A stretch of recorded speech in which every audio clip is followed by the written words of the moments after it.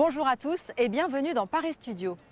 Dans ce numéro, nous avons donné rendez-vous à ceux qui œuvrent pour le patrimoine, l'art et le dialogue entre les cultures pour un numéro consacré à un symbole universel de la culture mondiale, la cathédrale Notre-Dame de Paris. 5 ans après l'incendie qui a bouleversé le monde entier, la cathédrale Notre-Dame de Paris a finalement rouvert ses portes fin 2024. Entre prouesse technologique, engagement humain et coopération internationale, la reconstruction de Notre-Dame de Paris a suscité un intérêt qui a largement dépassé les frontières. Dans cette émission, nous retrouverons Charles Personnat, directeur de l'Institut national du patrimoine.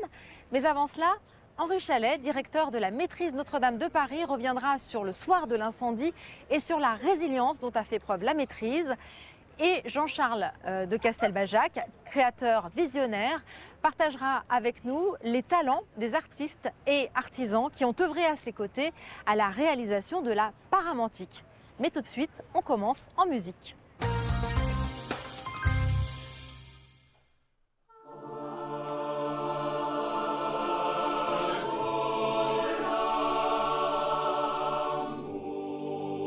Je suis Henri Chalais, directeur et chef de chœur principal de la maîtrise Notre-Dame de Paris.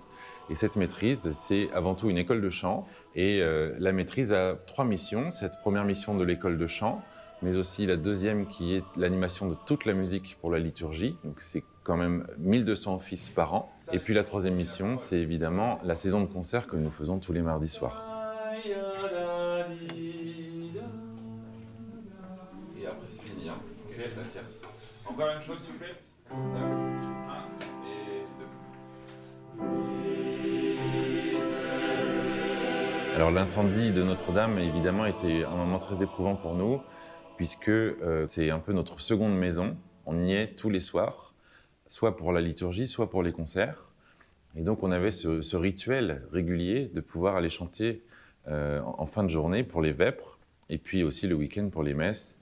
Et du jour au lendemain, on assiste, comme le monde entier, à ce spectacle atroce de cette flèche qui s'effondre et il faut rebondir très vite. Et donc, dès le lendemain, on a réfléchi à réorganiser toute la construction pédagogique et musicale de cette maîtrise pour pouvoir maintenir tout cela. Donc c'est évidemment maintenir la pédagogie, c'est aussi maintenir la liturgie à d'autres endroits. Donc on est à Saint-Germain-l'Auxerrois jusqu'à la réouverture. C'est une église qui est en face du Louvre et dans laquelle on a redéployé toute la liturgie de Notre-Dame.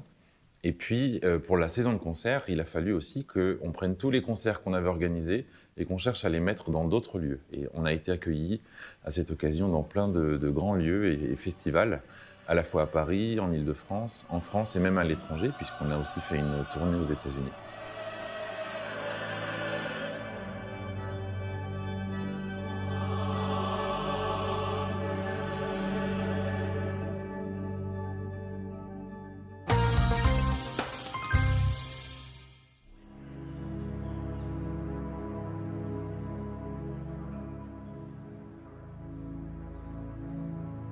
J'ai reçu un émissaire de Monseigneur Ulrich, qui est l'archevêque de Paris, qui m'a annoncé que j'avais été choisi pour rejoindre l'atelier de Notre-Dame pour créer toute la paramantique, c'est-à-dire les vêtements liturgiques. C'est une paramantique de fête qui est liée à Notre-Dame désormais pour toutes les fêtes. En tout, j'ai créé 2000 pièces pour 700 célébrants. J'ai travaillé avec un atelier extraordinaire qui est le 19e, qui réunit les meilleurs en haute couture. Le Sage, Montex, Gossens, Paloma, Maison Michel. J'avais les meilleurs. C'est comme si un chef d'orchestre se retrouve face à tous les talents virtuoses. Il a Lang Lang au piano, il a Rostropovitch au violoncelle. Voilà, j'étais comme ça.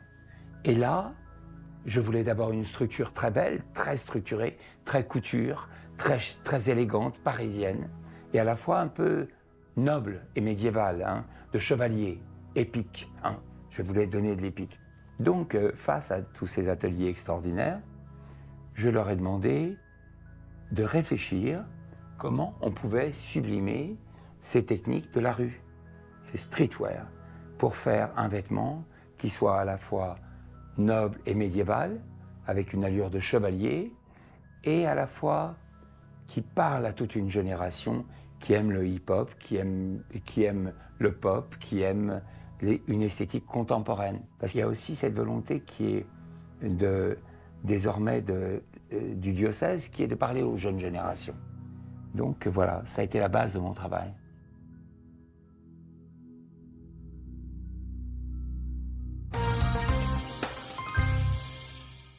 Charles Personnat, directeur de l'Institut national du patrimoine. Quel a été votre rôle et celui de l'Institut national du patrimoine dans la reconstruction de Notre-Dame ? L'Institut national du patrimoine est un institut de formation des conservateurs du patrimoine pour les musées, les monuments historiques, l'archéologie. Et donc on n'a pas un rôle direct dans la restauration de Notre-Dame, mais on a essayé d'accompagner ce moment important par des conférences ici qui donnaient un état à la fois de la recherche sur la cathédrale Notre-Dame et puis sur les différents travaux qui s'y menaient, et puis également d'essayer de tirer les leçons à la fois de l'incendie et du chantier pour alerter nos futurs conservateurs sur leurs responsabilités dans la protection du patrimoine de la nation et du patrimoine de l'humanité, parce que c'est ça qui est important, c'est que nos élèves comprennent bien qu'ils sont non seulement responsables du patrimoine pour leur pays, mais dans certains cas pour l'humanité entière. Alors c'est un problème, c'est une question un peu de déontologie, mais c'est aussi une question juridique, puisque la France est partie à un certain nombre de traités internationaux qui font qu'on doit protéger ce patrimoine. Et à titre personnel, moi j'ai été impliqué dans les questions de restauration de Notre-Dame à 2 titres. Je suis membre du comité scientifique de la restauration de la cathédrale. Donc il y a un groupe de personnes qui discutent, qui débattent des grandes options qui sont prises dans cette restauration par l'établissement public de restauration de Notre-Dame.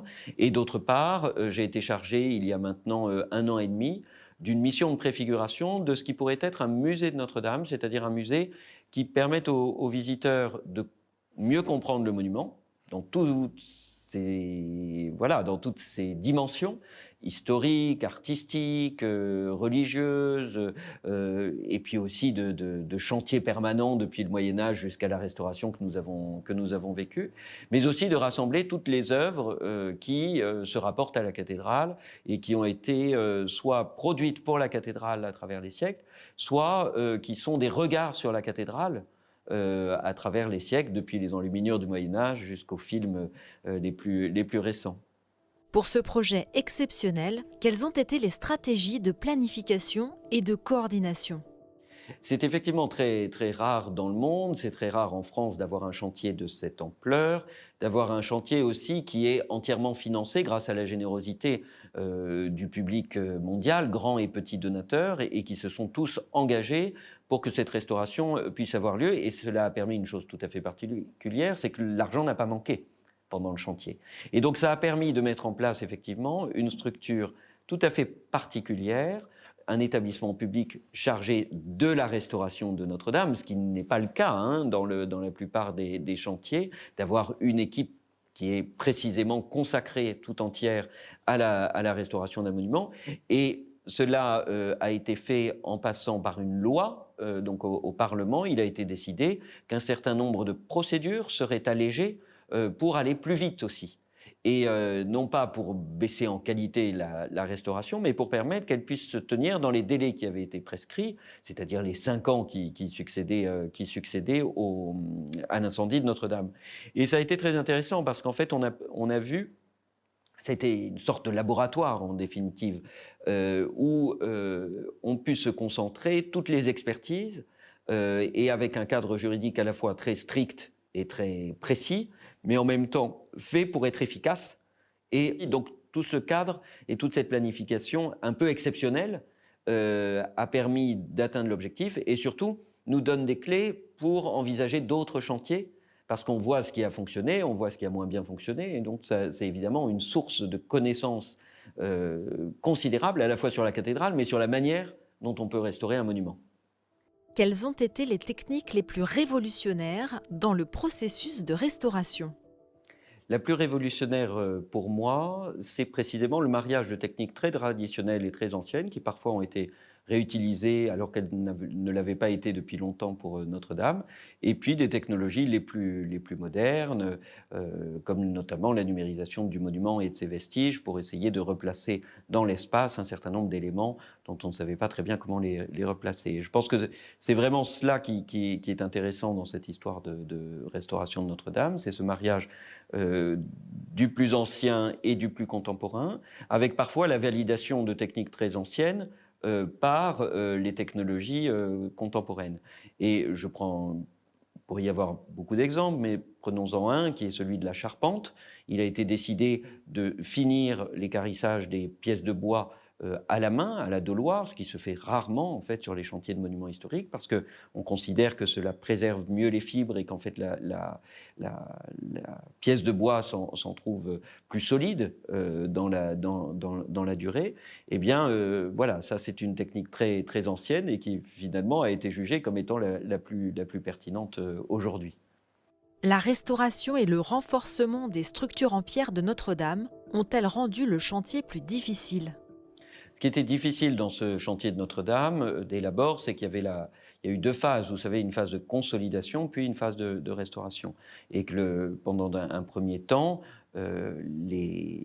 toute la préoccupation des architectes et de ceux qui se sont employés à travailler sur Notre-Dame a été qu'il n'y ait pas de destruction plus importante que celle directement causée par l'incendie. On craignait que certains murs puissent s'effondrer, que certains pignons puissent ne pas résister, que d'autres voûtes puissent tomber.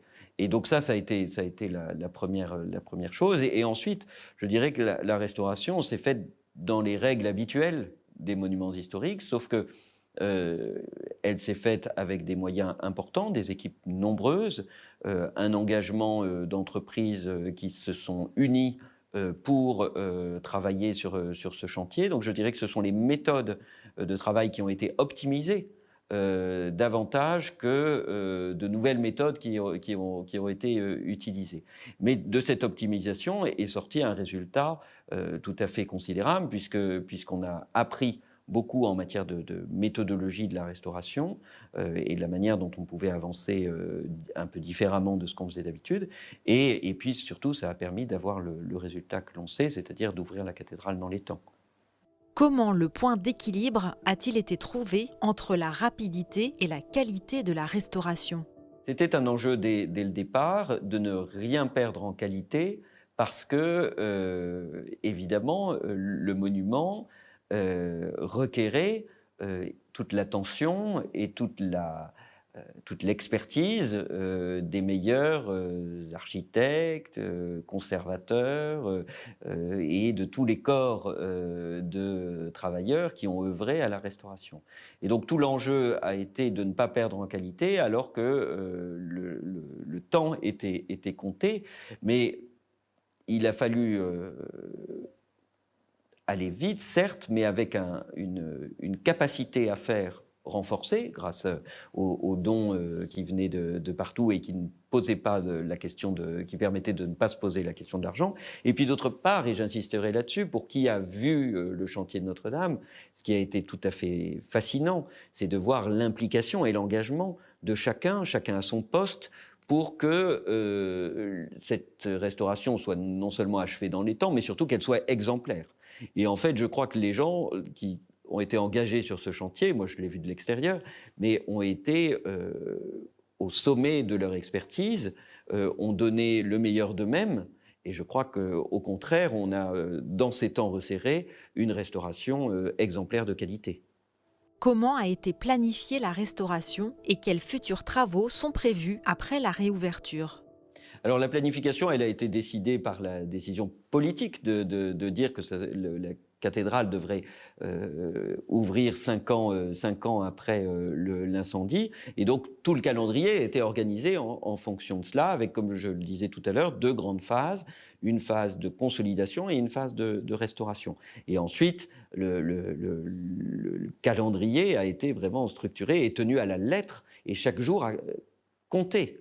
C'est ça qui est important de rappeler. C'est-à-dire qu'aujourd'hui, on voit cette cathédrale qui renaît et bientôt, on oubliera, et tant mieux, le moment dramatique de l'incendie. Mais il ne faut pas oublier qu'à chaque étape, il a fallu tenir un calendrier extrêmement serré. Et donc cette planification a été faite en partant du point de départ qui était la réouverture dans les 5 ans. Et donc on imagine combien cela a été complexe, parce qu'il a fallu organiser évidemment non seulement le travail de tous ceux qui travaillaient sur le chantier, mais aussi l'approvisionnement en matière première, bois, pierre, etc., etc., les restaurations des autres œuvres, la restauration du chœur liturgique, bref, une planification de très grande ampleur que l'établissement public de restauration de Notre-Dame a menée de main de maître en organisant de la manière la plus précise possible chacune des phases du chantier. Alors ce qui s'ouvre maintenant, c'est la phase à la fois de restauration de l'extérieur de la cathédrale pour finir le travail, puisque cette cathédrale a besoin c'était le cas avant l'incendie, d'une restauration extérieure, et puis ensuite tout un travail qui est entrepris par la ville de Paris pour les abords de la cathédrale et pour que la cathédrale soit dans une circulation et environnée de jardins et de rues les plus agréables possibles pour que les visiteurs et les pèlerins qui se presseront du monde entier puissent la visiter dans les meilleures conditions possibles, que le monument soit magnifié, puisque, vous le savez, une des grandes particularité de Notre-Dame, évidemment, quand on la compare à d'autres cathédrales, c'est cet emplacement absolument merveilleux sur une île, avec les 2 bras du fleuve et environné maintenant de jardins, qui en fait aussi le sel et la particularité. En tant que site du patrimoine culturel mondial, Notre-Dame revêt-elle une symbolique particulière ? Notre-Dame est un miroir pour toute l'histoire de notre pays.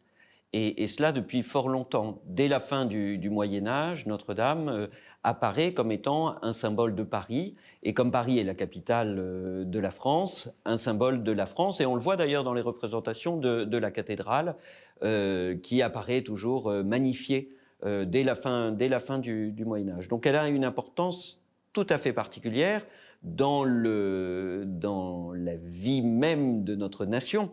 Elle participe de la construction de cette nation. Un certain nombre de grands événements se déroulent à Notre-Dame.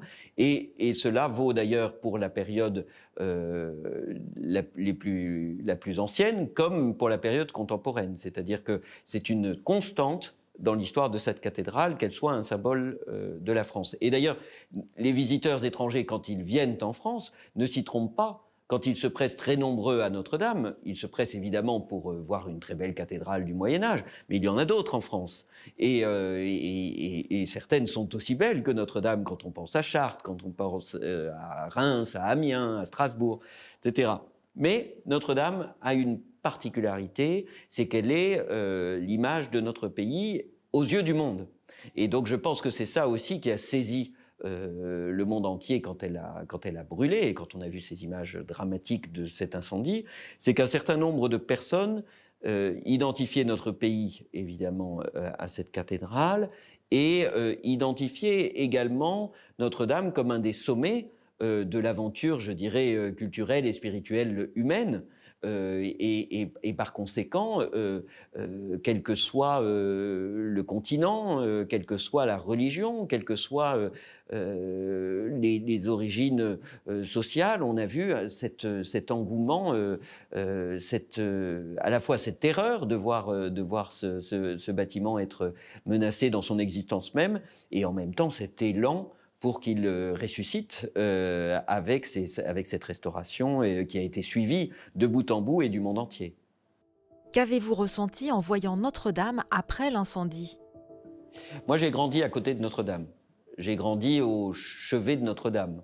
Depuis que je suis enfant, cette figure est la figure devant laquelle je me suis trouvé jour après jour. Donc c'est plus qu'un monument, c'est un personnage familier. Et quand vous voyez cette image même de la permanence qui est menacée dans son existence même, quand vous voyez ce que vous imaginiez comme étant éternels être sur le point de disparaître, parce qu'au soir de l'incendie, moi je me trouve en bas de la cathédrale et je vois les premiers efforts pour essayer d'éteindre l'incendie qui sont dérisoires à ce moment-là. Et je ne peux pas regarder ce spectacle et je rentre chez moi en me disant, mais demain matin, quand je reviendrai travailler, les tours se seront effondrées, il n'y aura plus de Notre-Dame. Et le lendemain, je viens travailler et les tours sont toujours là. Certes, le désastre est immense, la charpente a brûlé, la flèche s'est effondrée, les voûtes ont été crevées, mais la cathédrale est là. Et dès le lendemain matin, nous savons qu'un avenir est possible pour ce monument et que nous allons la retrouver. Et c'est ce qui s'est passé. Pendant la restauration, quel moment a été le plus émouvant pour vous? C'est une difficile question parce que cette restauration, c'est une succession de moments émouvants. Nous avons eu peur d'abord, pendant la période de consolidation, que la cathédrale s'abîme une nouvelle fois et que des ruines s'ajoutent aux ruines. Et puis, les cordistes, toute l'ingénierie qui a été déployée par les architectes a permis de préserver ce qui avait été sauvé de l'incendie. Donc, première grande émotion, ce moment de la fin de la consolidation. Et puis ensuite, moi, ce qui m'a fasciné dans tout ce chantier, c'est l'immense mobilisation populaire, la ferveur vis-à-vis de ce chantier, et puis la mobilisation des acteurs du chantier, que j'ai eu la chance de pouvoir côtoyer à différents moments, et de voir que là aussi, chacun à sa place, tout le monde a participé à cet élan collectif. Et dans des temps, vous le savez, qui dans le monde entier sont marqués par des conflits géopolitiques, par des difficultés sociales, la question du réchauffement climatique qui également anime, voilà, et fait peur à un certain nombre de citoyens partout dans le monde, et bien de voir que les hommes sont aussi capables de ça, c'est-à-dire de chacun avec leur capacité, travailler ensemble et arriver à ce résultat absolument magnifique après un désastre et de surmonter le désastre, eh bien, je trouve que c'est un magnifique témoignage d'optimisme et d'espérance que nous donne ce chantier de Notre-Dame. Quel message ou valeur pensez-vous que cette restauration a transmis au public? Notre-Dame concentre beaucoup de valeurs ou d'aspects de l'activité humaine. Elle en est un petit peu le condensé, le précipité, la concentration. C'est à la fois le témoignage de l'activité humaine dans ce qu'elle a de travail, mais dont l'achèvement collectif dépasse la somme des travaux individuels. Et ça, je crois qu'on retrouve ça à la fois dans la construction au Moyen-Âge de Notre-Dame, mais aussi dans sa restauration. C'est un témoignage aussi que l'activité de l'homme est orientée vers quelque chose qui la dépasse. Et donc, c'est toute la dimension spirituelle que porte Notre-Dame. Et croyants et non-croyants sont tous invités à considérer que l'homme ne s'arrête pas à lui-même et s'inscrit à la fois dans une filiation, mais aussi est capable d'aller au-delà de lui-même et de sortir de lui-même.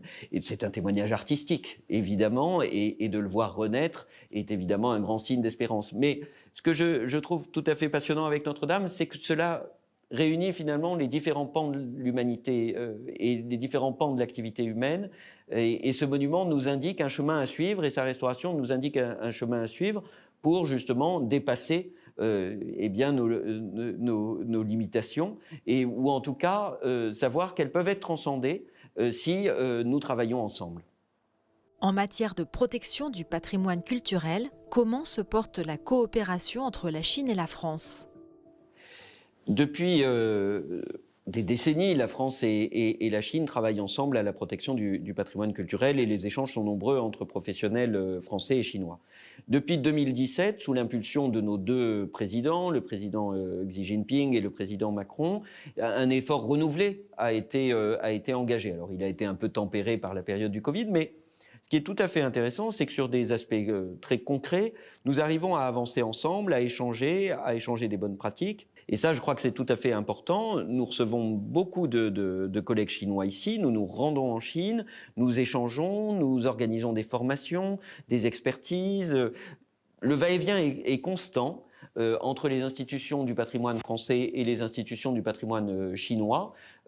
Parfois, nous avons des entretiens généraux d'organisation juridique, comment est-ce qu'en France on organise les choses, comment on le fait en Chine, et puis parfois c'est très appliqué sur tel monument ou sur tel autre, dans telle province de Chine ou dans telle province française. Et par exemple, vous le savez, notre institut ici, l'Institut national du patrimoine, a travaillé avec nos collègues chinois. Nous avons travaillé à la restauration et à toutes les études préalables à la restauration d'un petit temple qui s'appelle le temple de Gangshutang, un temple très précieux de l'époque Ming qui se trouve dans les environs de Xi'an. Et voilà un exemple d'application très précis de cette bonne coopération qui s'étend sur plusieurs sites et qui s'étend au niveau provincial et au niveau central. Quelle expérience la Chine peut-elle apporter?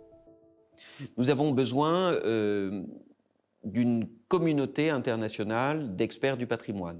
Elle se matérialise à travers tout le travail qui est entrepris par l'UNESCO depuis sa création, par le travail qui est fait aujourd'hui par l'organisation ALIPH, qui travaille sur le patrimoine dans les zones de conflit et menacées par le changement climatique. Et la France et la Chine sont membres du board d'ALIPH. Et d'une façon plus précise, évidemment, nous avons besoin du regard de nos partenaires chinois sur la manière dont nous entreprenons les choses en France pour protéger le patrimoine.